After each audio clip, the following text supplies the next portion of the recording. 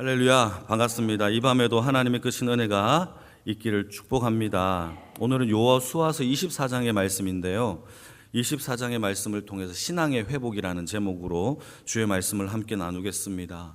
여러분, 24장은요 여호수아의 마지막 장이에요. 그러니까 여호수아가 살아있을 동안에 마지막 메시지와 마지막 모습이 담겨있는 그 장이 바로 24장의 모습입니다. 그런데 24장 1절 말씀을 어떻게 시작하느냐 하면, 세겜 땅에 이스라엘에 있는 지도자들, 백성들을 다 세겜 땅으로 모아놓고 마지막 유언과 같은 메시지를 전달하는 것이 오늘 본문의 내용입니다. 다 읽진 않았지만 24장의 내용이 그러해요.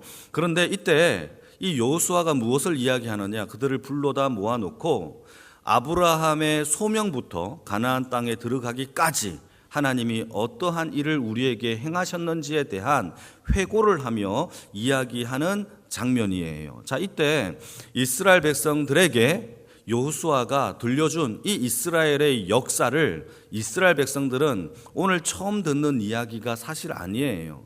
그들이 모일 때마다 이스라엘에 대한 역사를, 아브라함 때부터의 이야기를 이스라엘 백성들은 늘 들었어요. 절기 때마다 듣고 모일 때마다 듣고, 또한 모세도요, 그 모압 평지에서 이들에게 똑같은 메시지를 전했단 말이에요. 그리고 오늘 또 메시지가 전해져요. 그러니까 이스라엘 백성들의 입장에서는요, 이 이야기를 또 듣고 또 듣는 입장이에요. 자, 여기에서 중요한 이스라엘 백성들의 신앙 교육법이 나옵니다. 그게 무엇이냐 하면, 신앙은요 바로 듣는 거예요. 듣는데 어떻게 들어야 되느냐? 자주 들어야 돼요. 하나님의 말씀을 듣는 것보다 우리의 신앙을 바로 세우는 그 신앙의 요법은 없어요. 하나님의 말씀을 잘 듣고 잘 전파하는, 그걸 잘 듣는 인생이 되어지기를 축복합니다. 반복해서 들어야 돼요. 그래서 믿음은 성경에서 들음에서 난다라고 기록하고 있는 것을 보게 될 때에 하나님의 말씀을 잘 귀를 열어서 듣는 그런 주의 백성이 되기를 축복합니다. 그런데 여기서 좀 중요한 것은 무엇이냐 하면, 1절 말씀에 이스라엘 백성 모든 지파를요 어디에다가 모아놓느냐? 세겜 땅에다가 모아놓아요. 자, 세겜 땅을 우리가 한번 좀 고민을 해봐야 되는데, 왜 하필이면 이 여호수아가 세겜 땅에 이스라엘 백성들을 다 집합시켰을까? 여러분, 그 당시에 질문 하나 던져볼게요. 하나님의 언약궤가 있었던 거룩한 땅이 어딘지 아십니까? 그 땅에 실로예요. 실로. 그러니까 하나님의 거룩한 언약궤가 있었던 땅은 실로라는 곳이에요. 그러면 여호수아 입장에서는요, 거룩한 땅이고 하나님의 언약궤가 있고 거기에서 하나님을 모시고 있는 장소에 백성들이 다 모여서 하나님의 언약궤 앞에서 차라리 결단하고 헌신하고 말씀을 듣는 게 더 낫지 않았을까라는 생각이 드는데, 그럼에도 불구하고 실로보다 여호수아는요 세겜 땅을 택합니다. 여러분, 그 이유가 뭘까요? 여기에는 중요한 이유가 있어요. 특별한 이유가 있어요. 그 이유가 뭐냐?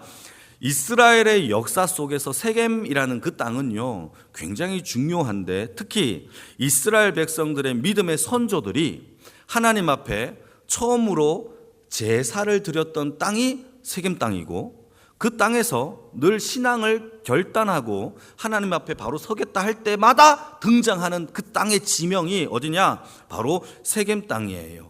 하나님 앞에 내가 어떤 것을 결정하고 하나님 앞에 헌신한다라고 일을 시작할 때 등장하는 땅이 무슨 땅? 세겜 땅이라는 거예요. 그러니까 예를 들어 볼게요. 아브라함이 하나님 앞에 소명을 받고 본토 친척 아비집을 떠나 갈대아 우르에서 떠나 마침내 가나안 땅에 도착했어요. 자, 이때 아브라함이 가나안 땅에 도착해서 처음으로 제단을 쌓았던 땅이 어딜까요? 그게 세겜이에요. 세겜 땅. 거기에서 머물렀어요.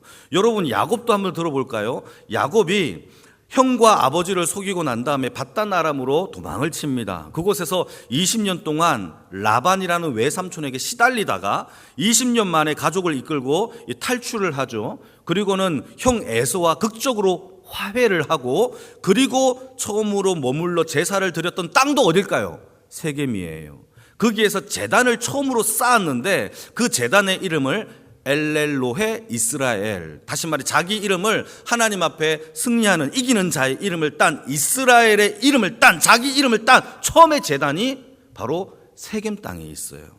엘렐로헤 이스라엘. 그게 바로 세겜 땅이란 말이죠. 또 얘기를 해볼까요? 되게 많아요. 이스라엘 백성들이 가나안 땅에 들어갔어요. 모세의 율법을 이미 다 받았고요.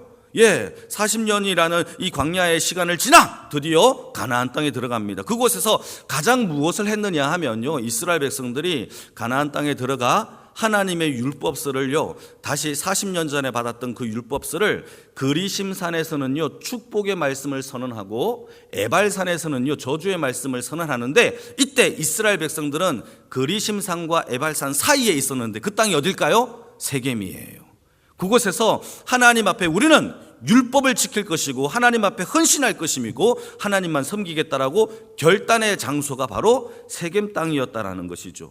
여러분, 엄청난 장소가 바로 어디냐? 세겜 땅이에요. 그러니까 여호수아는요 이처럼 이스라엘 역사 속에서 하나님 앞에 어떤 것을 결단하고 하나님 앞에 헌신하며 하나님 앞에 처음으로 제단을 쌓았던 신앙의 그 시발점, 그게 어디냐? 세겜 땅이었기 때문에 다시 한번 이스라엘 백성들에게 자기가 이제 죽을 날이 얼마 남지 않고 이스라엘 백성 후손들에게 하나님 앞에 신앙의 결단을 요구하고 다짐하는 그 시간의 땅을 바로 세겜으로 정했다라는 것을 우리는 알 수 있죠. 여러분, 신앙생활 속에서 가장 중요한 것이 하나 있다면 여러분, 그것이 무엇이냐면 하나님 앞에 우리의 신앙을요 결단하는 거예요. 결단하지 않으면 우리의 신앙 가운데 이 갱신이 안 돼요. 신앙은요 날마다 개혁되어져야 돼요.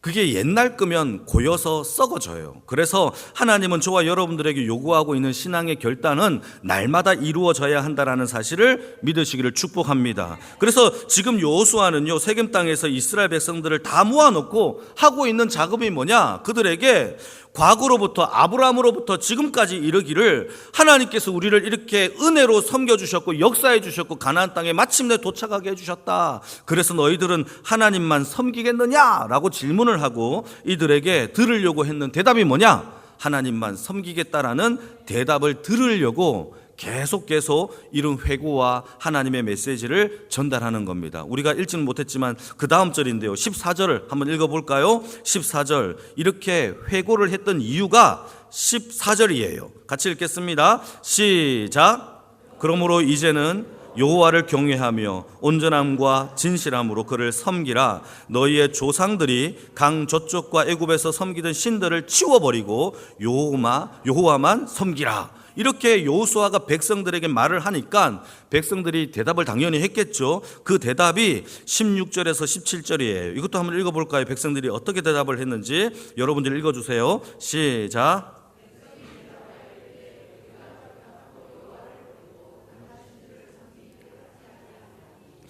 이는 우리 하나님 여호와께서 친히 우리와 우리 조상들을 인도하여 애굽 땅 종되었던 집에서 올라오게 하시고 우리 목전에서 그 큰 이적을 행하시고 우리가 행한 모든 길과 우리가 지나온 모든 백성들 중에서 우리를 보호하셨습니다. 이들이 대답을 하는 거예요. 우리는 다른 신 안 섬기겠습니다.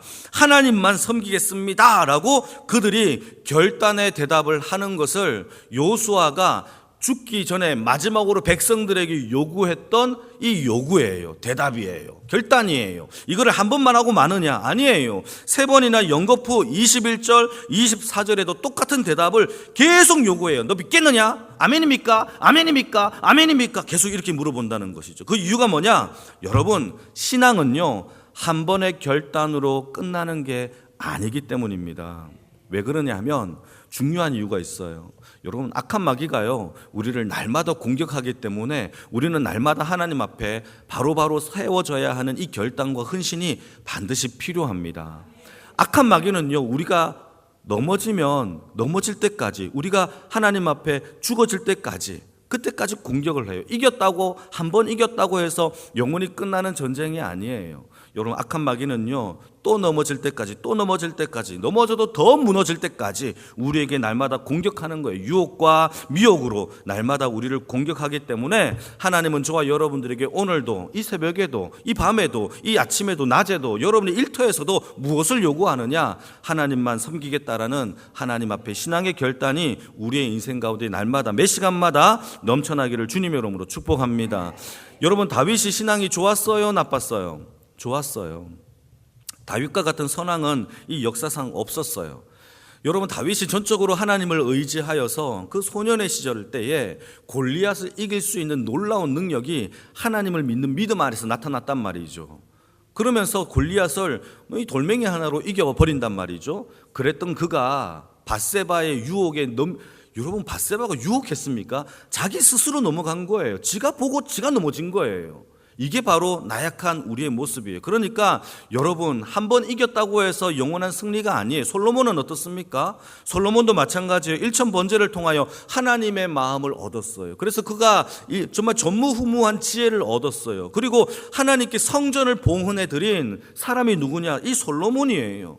그럼에도 불구하고 그가 이방 여인들과 결혼하고 그의 우상에 미혹당함으로 예루살렘에 우상의 신전을 만들었을 뿐만 아니라 그곳에 절을 하는, 하나님 앞에 죄를 짓는 그 모습이 누구에게 있었느냐? 바로 솔로몬에게 있었어요. 자, 여러분, 중요합니다. 신앙생활은요, 현재 진행형이에요. 지금 내 신앙이 내 거 아니면 그거 내 거 아니에요. 그래서 예전에 뜨거웠다, 그거 내 거 아니에요. 여러분, 지금 내가 뜨겁지 않은 사람들은요, 항상 과거 얘기해요.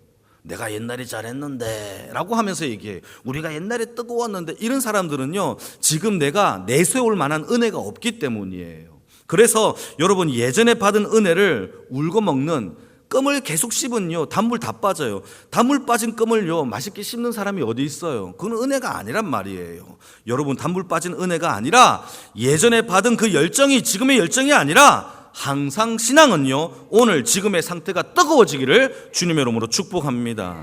그게 바로 우리의 신앙이에요. 여러분, 우리의 신앙은 어떻습니까? 지금 행복합니까? 지금 열정적입니까? 이게 있기를 축복합니다.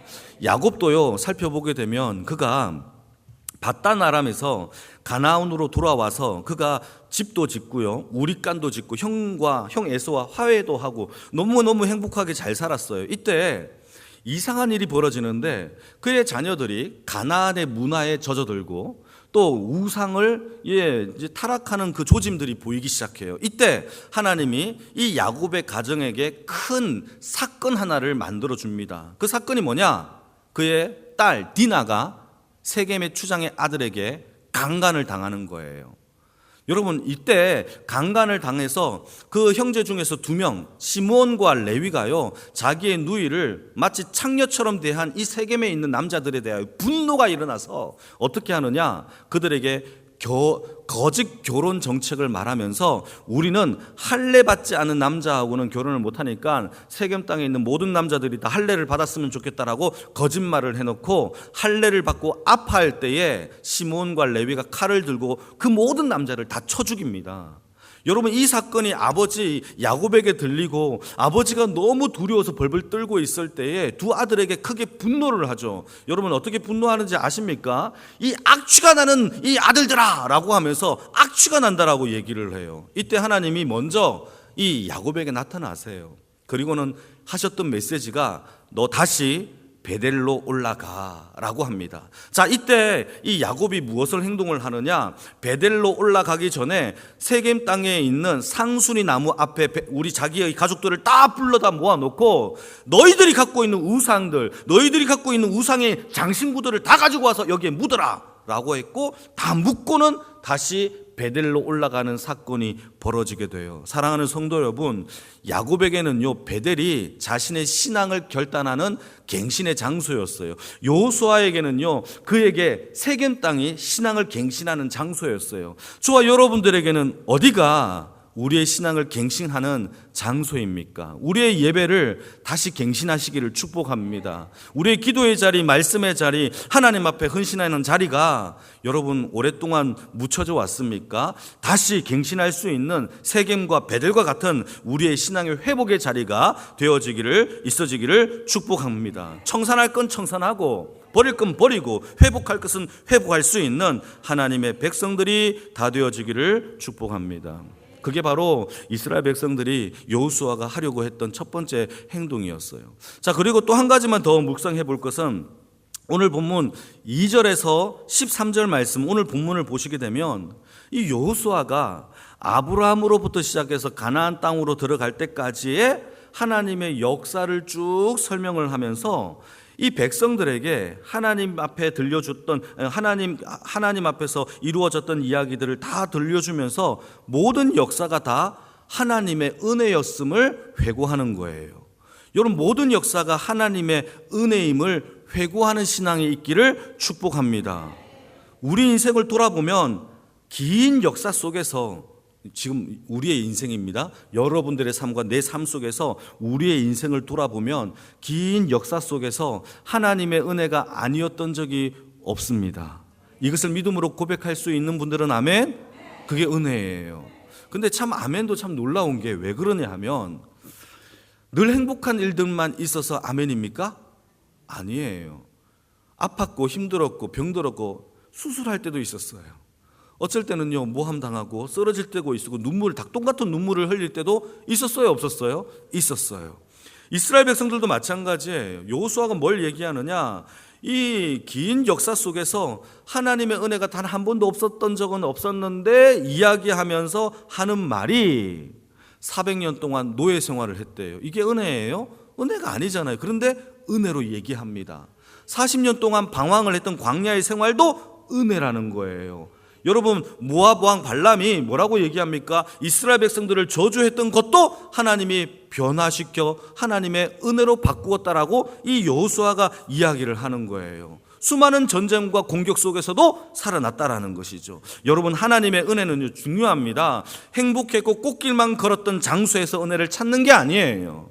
우리의 은혜는요, 어디에서 찾느냐 하면 시련과 아픔과 의를 행하여 복 받았을 때보다는 불의를 행하여 하나님께 넘어져 하나님께 고난을 받고 힘들었을 때 은혜를 찾는 것이 더 큰 은혜인 줄 믿으시기를 축복합니다. 죄가 더한 곳에 은혜가 더해요. 무너진 그 자리에 하나님께서 어떻게 우리를 회복시키시는 그 은혜를 베풀었는지를 회고해야 돼요. 묵상해야 돼요. 우리는 자꾸 안 좋은 것은 기억을 안 하려고 해요. 묻어두려고 하는데 여러분, 우리가 아팠던 적, 넘어졌던 적, 내가 실수했던 것들을 돌아보며 하나님의 은혜를 찾는 주의 인생이 되어지기를 축복합니다. 그게 은혜예요. 여러분, 그곳에서 하나님의 은혜가 어떻게 내게 임했는지를, 여러분 매 순간마다 나를 어떻게 사랑했는지를 돌아볼 수 있는 그러한 은혜를 찾는 인생이 되어지기를 축복합니다. 여러분, 사도 바울을 예를 한번 들어보면은, 사도 바울은 그가 예루살렘에서 처음에는요, 하나님을 믿는, 예수 그리스도를 믿는 자들을 핍박했던 사람이에요. 그의 이름은 사울이었고요. 그가 청년의 시절 때에 스데반을 죽이는 것도 합당하게 여길 만큼 예수를 믿는 자들은 핍박했고 괴롭혔고 어쩔 때는 죽음에까지 몰았던 사람이 바로 이 사울이라는 청년입니다. 그가 다메섹에서 예수 그리스도를 만나고 난 다음에 그의 인생이 바뀌어요. 그리고는 어떤 삶을 살아가느냐? 결혼도 하지 않고 직업도 있지만은 그거를 버려가면서까지도 하나님의 복음, 예수 그리스도의 의를, 도를 증거하기 위하여 자기가 살지도 않았던 다른 땅에 가서 그 땅에서 핍박과 고난을 받으며 복음을 전했던 사람이 누구냐? 바로 사도 바울이에요. 그가 이런 고백을 합니다. 제가 한번 읽어볼게요. 유대인에게 40에 하나 감한 매를 5번이나 맞았고, 이게 사도 바울이 직접 고백하는 거예요. 3번의 태장과 1번의 돌을 맞아 기절하여 죽을 뻔했었고 3번을 파선을 당하여 망망대해 바다에서 두려움으로 지냈으며 강도의 위협과 동족의 협박과 이방인의 괴롭힘과 시내 광야 바다 등의 위협에서 여러 번 굶고 춥고 헐벗었도다라고 그가 간증하면서 얘기했던 이 고백이에요. 자, 여러분, 사도 바울이 복음을 전하는 것이 결코 은혜라고 말할 수 있어요? 없어요? 없죠. 세상 사람들은 이걸 가지고 와, 은혜 받았다라고 하지 않죠.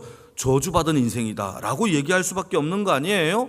그럼에도 불구하고 사도 바울이 이 괴롭힘과 이 모함과 감옥에서 억울한 고역 생활을 하고 또 죽음을 문턱을 왔다 갔다 하면서 그가 했던 고백의 이야기가 뭐냐? 한번 읽어볼까요? 고린도전서 15장 10절입니다. 잘 아는 구절이에요. 같이 읽겠습니다. 시작. 그러나 내가 나 된 것은 하나님의 은혜로 된 것이니 내게 주신 그의 은혜가 헛되지 아니하여 내가 모든 사도보다 더 많이 수고하였으나 내가 한 것이 아니요 오직 나와 함께 하신 하나님의 은혜로라. 이렇게 고백할 수 있는 믿음의 백성들이 되기를 축복합니다. 어떻게 해야 되는지 아십니까? 나의 고난을 회고하는 거예요. 나의 삶을 다시 한번 돌아보면 고난의 길을 가면서도 나 혼자 걷지 않았구나. 나 혼자 그런 줄 알았는데 주님이 나와 함께 걸었구나. 아니, 내가 주님께 엎여 있었구나. 아니, 주님께 안겨 있었구나. 그때 나는 눈 감고 있었구나. 여러분, 그것을 알 때에 우리의 은혜가 차고 넘치는 거예요. 여러분, 하나님의 은혜가 차고 넘치는 인생이 되기를 축복합니다. 그의 은혜를 묵상하시고 하나님이 나를 어떻게 돌보았는지 늘 좋은 것만 기억하는 인생이 아니라 실패하고 내가 죄를 지었고 내가 넘어졌던 것도 하나님 앞에 묵상하게 될 때에 하나님의 은혜가 크도소이다 라고 고백할 수 있는 믿음의 백성들이 되어지기를 축복합니다. 자, 그래서요, 하나님의 인도하심과 하나님의 이끄심을 의심하면 안 돼요. 지금 우리의 삶 가운데에 처해진 환경과 여건을 의심하면 안 돼요. 근데 자꾸 의심이 들죠. 저도 들고 여러분 들죠. 그때마다 하나님의 인도하심에는 흠이 없다라는 것을 믿고 이것도 장차 은혜로 만들어 주실, 아멘이 적어요. 이것도 장차 하나님의 은혜로 만들어 주실 하나님의 은혜를 기억하며 살아가는 인생이 되어지기를 축복합니다. 그래서 모든 것을 협력하여 선을 이루시는 하나님의 그 은혜는요, 좋은 것만 은혜로 만드는 것이 아니라 고난도, 아픔도, 여러분 슬픔도 하나님이 그 믿음으로 은혜로 만들어 가시는 것을 여러분 경험하시기를 축복합니다.